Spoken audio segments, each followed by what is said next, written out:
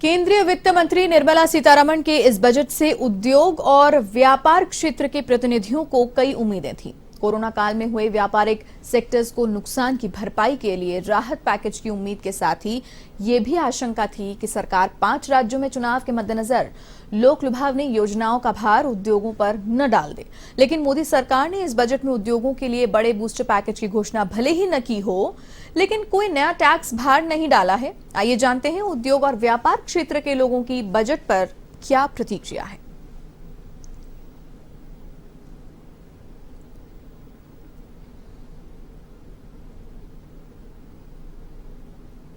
इस बार का भी बजट लास्ट टाइम जैसे गवर्नेंस पे ज़्यादा है। डिजिटल इंडिया में इस बार एजुकेशन की तरफ कुछ घोषणाएं होंगी आगे, जिस तरह से इंडिकेशंस हैं, और हेल्थ केयर पे होंगी। हेल्थ केयर को भी एक डिजिटल इकोसिस्टम में किसी तरह से लाया जाएगा।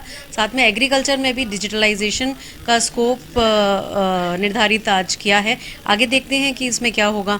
इंफ्रास्ट्रक्चर की बात करें तो ऑफ कोर्स काफ़ी पहले ये था कि हाँ इलेक्शन के मुताबिक ही गोवा या फिर बिहार या पंजाब को मिलेगा, लेकिन ऐसा नहीं। उन्हें सारे स्टेट्स को कुछ इंफ्रास्ट्रक्चर्स के लिए इंटरेस्ट फ्री लोन दिया है, वो इंफ्रास्ट्रक्चर बढ़ाएगा। वहीं हमारे ट्रेड्स में भी इजाफा होगा। देखिए, निर्मला सीतारमण जी ने आज बहुत ही शॉर्ट बजट पेश किया है और रियल एस्टेट सेक्टर को बहुत सारी उम्मीदें थी कि जो मद्दी का दौर निकला है पैंडेमिक की वजह से, डिमोनेटाइजेशन की वजह से, उसमें कुछ बूस्टिंग डोज इस तरह के देंगे जिससे आम मकान खरीदने वाला उपभोक्ता था उसे कुछ राहत मिलेगी टैक्स के जरिए, इंटरेस्ट रेट के जरिए। और उससे बड़ी बात थी कि इंफ्रास्ट्रक्चर का दर्जा देने की उम्मीद थी सारे व्यापारियों को और पूरे देश के रियल एस्टेट इंडस्ट्री के जो व्यापारी हैं।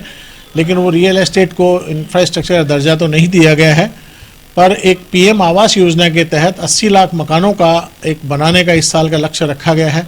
उसमें 48,000 करोड़ का इन्वेस्टमेंट होगा। तो अब केंद्रीय वित्त मंत्री निर्मला सीतारमण का पिटारा खुल चुका है। इस पिटारे से किसको क्या मिला, इस पर बात करने के लिए हमारे साथ है 40 का डेलीगेशन। आइए इनसे बात करते हैं। सबसे पहले विकास जी से शुरुआत करते हैं। नाम भी विकास है, क्या ये विकासोन्मुख बजट था? बिल्कुल नहीं था। और बजट में कुछ भी मुझे तो ऐसा देखने को नहीं मिला जिससे कि एक विकास की भावना हमारे मन में आए, तो इसलिए मेरे लिहाज से तो मेरे को अच्छा नहीं लगा। क्या गलत था?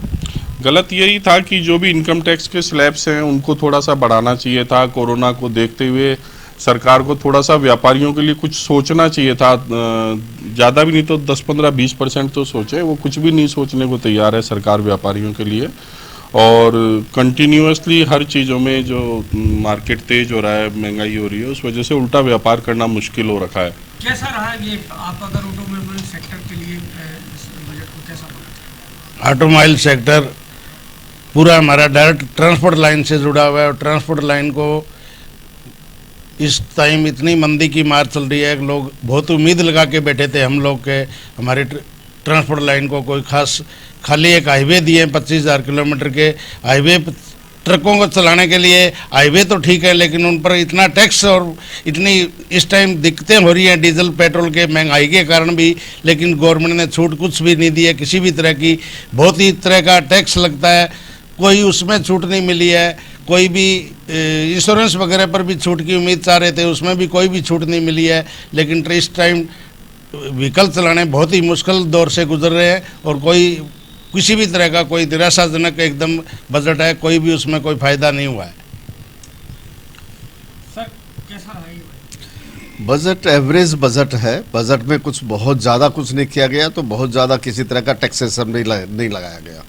और बजट में जो एमएसएमई के लिए 1,30,000 करोड़ रुपए छोटे एमएसएमई को देने की घोषणा की गई है, मैं ये समझता हूँ एमएसएमई को किस तरह से देंगे, क्या देंगे, ये तो अभी बाद में पता चलेगा। पर ये जो अगर पैसा एमएसएमई के पास आता है तो व्यापार की गति आगे बढ़ेगी। साथ ही जो मशीनरी के अंदर टैक्सेशन कम किया गया है, तो मैं समझता हूँ देश के व्यापार उद्योग के लिए एक अच्छी खबर है कि आने वाली जो मशीनरी जितनी ज़्यादा आएगी उतनी हमारी प्रोडक्शन बढ़ेगी। अरुण जी कैसा रहा ये बजट? इस बजट को मैं एवरेज बजट कहूँगा। जो उम्मीद थी हमको, पिछले 2 साल कोरोना से व्यापारी उद्यमी परेशान थे, ऐसे में इनकम टैक्स में छूट की भी उम्मीद थी और इनकम टैक्स छूट के साथ साथ एटीसी एटीजी में जो छूट का प्रावधान बरसों से 1.5 लाख चला रहा है, उसकी हमारा 40 की तरफ से हमने ज्ञापन भी भेजा सेंट्रल गवर्नमेंट को लिख के, लेकिन उस पर नहीं हुई। इसके अलावा कुछ चीज़ें सस्ती हुई है, उसमें कपड़ा हुआ है सस्ता, चमड़े का सामान सस्ता हुआ है, डायमंड, तो डायमंड ये सब हायर कॉर्पोरेट टैक्स में उन्होंने कमती की है, 18 से 12% किया, सरचार्ज भी 12 से 7% ला के किया। लेकिन छोटे व्यापारी, छोटे उद्यमी के लिए जो उम्मीद थी इस कोरोना काल में, उसमें उन्होंने हो सकता है आगे कुछ बजट में डिटेल आए, क्योंकि ये बहुत मेरे ख्याल से सबसे छोटा बजट था। 1.5 घंटे में माननीय निर्मला सीतारमण ने इस बजट को खत्म कर दिया था। तो ऐसे में हो सकता है कुछ डिटेल आए बाद में, और हम आशा करेंगे आपके चैनल के मार्फत कि हम छोटे व्यापारियों की उम्मीद कायम रहे। राजस्थान के व्यापारियों को इस बजट से काफ़ी उम्मीद थी, लेकिन ये बजट बिल्कुल सामान्य की तरह है। कोई नए टैक्स तो नहीं लगाए हैं, लेकिन किसी भी तरह की कोई छूट नहीं थी, क्योंकि 2 साल से जो व्यापारी त्रस्त हैं इस महामारी के कारण, तो उनको उम्मीद थी कि कुछ एक बूस्टर डोज या इस तरह कुछ मिलेगा।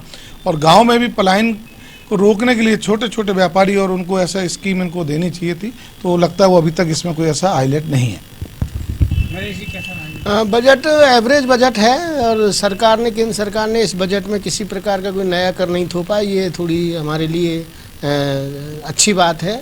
और रही बात एजुकेशन में, जो FDI का इन्होंने मंजूरी दी है, उससे यहाँ के जो इंडिया में जो एजुकेशन सिस्टम है उसमें छात्रों को बहुत बड़ी राहत मिलेगी, और इंटरनेशनल एजुकेशन को यहाँ बढ़ावा मिलेगा। जो छात्र विदेशों में पढ़ाई से वंचित रह जाते थे, जो वर्ल्ड क्लास यूनिवर्सिटीज़ के पढ़ाई से वंचित रह जाते थे, अब FDI को यहाँ स्वीकृति दी गई है, तो हमारे अच्छी अच्छी यूनिवर्सिटीज़ के टाई अप हैं, जो वर्ल्ड क्लास यूनिवर्सिटीज़ हैं, उनके टाई अप बढ़ेंगे, उससे यहाँ के छात्रों को सुविधाएं मिलेंगी। और यहाँ का छात्र जो विदेशों में बहुत ज़्यादा पलायन करने के लिए उत्सुक रहता था, उस पर भी कुछ ना कुछ यहाँ पर हद तक रोक लगेगी। जी देखिए, एक्चुअल में मैं मान के चलूँगा, माननीय प्रधानमंत्री जी ने जो एक परिवार के मुखिया के रूप में जो ये बजट इस बार पेश किया है, पिछले 4-5 सालों से देश जिस परिस्थिति से जूझ रहा है, वैसी परिस्थिति में नई घोषणाएं करना तो मुझे नहीं लगता कि संभव था, लेकिन फिर भी जिस तरह की घोषणाएं की, और इसके अलावा पिछले बजट में जितने भी डिपार्टमेंटों में स्ट्रक्चराइजेशन चल रहा था, या डिपार्टमेंटों में विकास के काम चल रहे थे, या पूरे देश में जहाँ पर भी विकास अलग अलग उसमें चल रहा था विभागों के हिसाब से, या देश में विकास की दर जिस भी रूप में, चाहे आपकी सड़क हो या किसी भी डिपार्टमेंट का, जैसे मैं बीमा क्षेत्र की बात करूँ तो बीमा क्षेत्र में बीमा बॉन्ड लाया गया है, उससे धीरे धीरे बीमा क्षेत्र का विकास होगा, पैसा इकट्ठा होगा, कंसोलिडेट पैसा जाएगा। इसके अलावा रेलवे को PPP मोड में लाने की बात है, वो एक अच्छा प्रयास है। मैं केवल डिपार्टमेंट अगर स्ट्रक्चर की बात करूँ तो इसी तरह से इन्होंने पोस्ट ऑफिस का किसी भी रूप में किसी भी बैंक से पहले टाई अप नहीं था। पोस्ट ऑफिस केवल इसी चीज़ से जूझ रहा था कि आप उसमें पैसा जमा कराओ, आप नेट बैंकिंग नहीं कर सकते, आप किसी भी स्कीम का या किसी भी योजना का लाभ नहीं ले सकते, तो उसको भी बहुत सुंदर करने की कोशिश की है। उसको पूरा का पूरा उस पोस्ट ऑफिस के सिस्टम को बैंकिंग के रूप में कन्वर्ट करने की कोशिश की है।